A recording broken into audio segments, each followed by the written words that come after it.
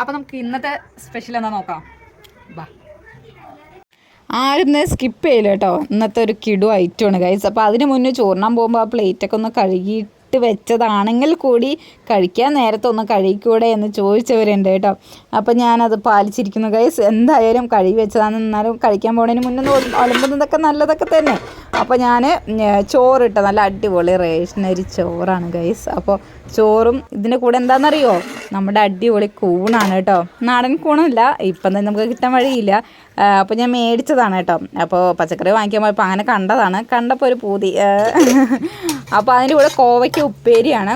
അത് ഞാൻ ജസ്റ്റ് വെച്ചതല്ലേ പറഞ്ഞ സൈഡിൽ കുറച്ച് എടുത്തോട്ടെ. നമുക്ക് ഈ ഒരു ഐറ്റം തന്നെ മതി. നമ്മൾ നല്ല റോസ്റ്റ്, നല്ല അടിപൊളി കിടു കൂൺ കറി തന്നെ മതി കേട്ടോ. നമുക്ക് വയറ് നിറയെ ചോറിനാനായിട്ട്. അപ്പോൾ കൂണ് ഇഷ്ടമുള്ളവരൊന്ന് കമൻറ്റ് ചെയ്യണം കേട്ടോ.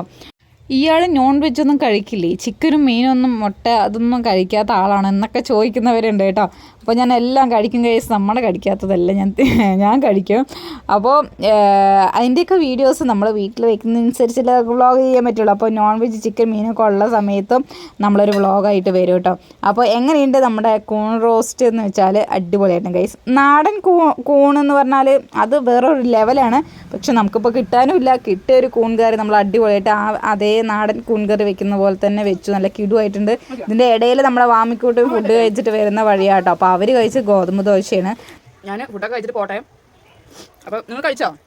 അപ്പോൾ നിങ്ങൾ എന്ത് കൂട്ടിയിട്ട് കഴിച്ചോ, എന്താണ് ഇന്നത്തെ സ്പെഷ്യൽ എന്ന് കമൻറ്റ് ചെയ്യണം കേട്ടോ.